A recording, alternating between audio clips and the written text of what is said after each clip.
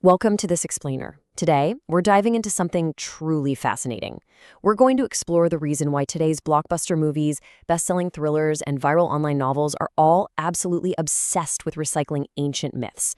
We love to think of our modern media as cutting edge, but at its core, it is so often powered by the oldest tales known to humanity.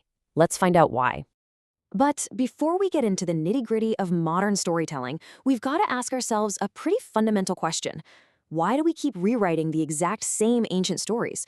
I mean, why does humanity flat out refuse to let go of its oldest deities and legends, constantly dragging them kicking and screaming into the digital age? To figure that out, here is our agenda for today. We'll start off with a mythic makeover, then move on to deconstructing the thunder god, followed by magic, mystery, and myth. After that, we'll look at layering the classics, and finally, wrap things up with the immortal story. All right, part 1. The mythic makeover. Let's take a look at how ancient sacred narratives have actually evolved. In our modern era, writers aren't really treating ancient myths as literal historical truths anymore. Instead, they're using them as these highly adaptable symbols. They take classic archetypes, your heroes, your tricksters, your divine guides, and use them to tackle contemporary social, psychological, and even political anxieties. So the gods haven't actually disappeared at all. They've really just put on capes. Which brings us to Section 2, Deconstructing the Thunder God. And honestly, there is probably no better or more famous example of this cultural translation than Marvel's cinematic adaptation of Thor.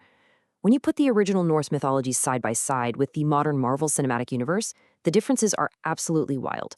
In ancient myth, Thor's hammer, Mjolnir, it was actually a fertility symbol used to bless newlyweds. Crazy, right? But on the big screen, it's completely rewritten into this modern test of moral worthiness, like, are you good enough to lift it? And it goes deeper. The mythical Thor fought frost giants, which basically represented these raw, natural outsider threats. Meanwhile, the modern cinematic Thor is literally fighting to dismantle his own father's imperialist legacy. You can even see this shift in the actual body politics of Thor on screen. I mean, his physical representation acts as a really powerful visual critique. He starts out as this flawless, muscular idol, basically the ultimate totem of Hollywood masculinity. But then he transforms into what fans call Fat Thor. And this isn't just a cheap visual gag. It perfectly mirrors modern societal exhaustion. It's a reflection of post-industrial burnout and excess. Even his injuries are highly symbolic. Losing an eye, that's a direct transfer of wisdom from his father, Odin, and relying on mechanical prosthetics fundamentally blurs that ancient line of divine perfection. We are literally making our gods as broken and complex as we are. Moving right along to Section 3, Magic, Mystery, and Myth. So, shifting gears from Hollywood to India, contemporary authors like Ashwin Singhi are using a totally different literary vehicle to revive these ancient symbols, and that is magical realism. If you're not familiar, this is a narrative strategy that blends supernatural elements with realistic settings so perfectly that the extraordinary just feels completely natural. It's an everyday occurrence. Writers can actually embed secret mythological clues right into the gritty, realistic settings of modern thrillers, which allows these ancient forces to subtly influence contemporary human experiences. So, how exactly does this hook the audience? The formula is actually quite simple. First, you establish a very real, very grounded setting. Next, you drop in an ancient mythological symbol as a cryptic clue. And finally, you let the characters and the audience start decoding. It creates this profound narrative enchantment. The reader isn't just sitting there passively listening to some old fable. They become a detective. They're actively decoding ancient philosophical ideas to solve a really engaging modern puzzle. It's a brilliant way to bridge the gap between ancient mysticism and the modern consumer. That leads us into Section 4, Layering the Classics. Now, this whole idea of remixing the old to build something new, it is definitely not just a modern pop culture trend. In fact, it is the very architectural foundation of classical Chinese literature. Take a look at masterpieces like A Dream of Red Mansions. These works were intentionally built using a process called layered mimesis.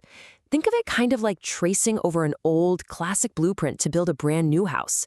It's an intimate imitation. Authors would take the structures of much earlier works, like Chu Ying's classical scroll paintings, and combine them to create the literal structural prototypes for entirely new, massive fictional universes. This complex literary practice actually stems from the Chinese aesthetic philosophy of xi, shi, fei, which roughly translates to the paradox of semblance yet difference. And truly great artists thrive on this dynamic tension. The semblance is their strict, respectful adherence to traditional conventions, while the difference is their own groundbreaking originality. So they're basically paying homage to tradition while simultaneously completely transcending it. It's a lot like a physical, classical Chinese garden. A garden like that quietly observes generations of visitors, basically embodying the flow of time itself. These layered texts do the exact same thing. They create an environment that outlives its human creators. The garden looks at us a lot longer than we look at it, you know? It becomes this deeply philosophical space that perfectly connects the ancient past with our fleeting present. And what's fascinating is that today, Chinese online literature continues this exact tradition of mimicry, but with a super modern twist that critics call the flamboyant symptom. Instead of mirroring classical watercolor paintings, today's online authors are mimicking the high-impact visual aesthetics of blockbuster films and video games. They trade in that traditional poetic lyricism for pure sensory stimulation, aiming to capture the attention of a fast-paced internet generation that's just endlessly scrolling on their phones. It's that exact same deeply rooted instinct to remix, just applied to a totally new media aesthetic. Finally, we arrive at Section 5, the immortal story. This relentless, almost obsessive human drive to tear down and rebuild old stories to fit contemporary tastes, it actually traces its roots all the way back to the dawn of civilization. Just look at the ancient Babylonian Epic of Gilgamesh. You have the character Enkidu, who represents the raw, unruly barbarism of early humanity, literally grazing naked with wild gazelles out in the wilderness. Well, that wildness had to be mythified and tamed by Gilgamesh, a cultural hero, specifically designed by city-dwelling gods to school mankind. They were literally updating their own cultural narrative in real time to justify the massive societal shift from hunter-gatherers to city builders. So, what does this tell us? It means every single generation has to take the raw materials of the past and reconstruct them into a stratified network. Think of it like layers of geological rock building up and compressing over centuries. Through these multi-layered imitations and adaptations, our stories manage to survive the relentless, crushing folding of human history. The ultimate takeaway here is perfectly captured by this idea. All gods eventually die, but the stories stay young. Original deities, sacred rituals, literal beliefs, all of that may eventually fade into dust. But their narrative DNA, that achieves true immortality through our constant, brilliant human adaptations. So the next time you're consuming today's streaming hits, or diving deep into a superhero franchise, or binge reading an online novel, it leaves us with one incredibly provocative thought to wrap up this explainer. Which of our stories, our contemporary heroes, our modern anxieties, will be excavated and reimagined by the myth makers 1,000 years from now? Keep an eye out, because tomorrow's myths are literally being written today. Thanks so much for joining me on this journey, and always keep questioning the stories you're told. Knowledge grows through sharing. What are your thoughts on today's topic? Let me know in the comments below. Don't forget to subscribe as we continue to grow together.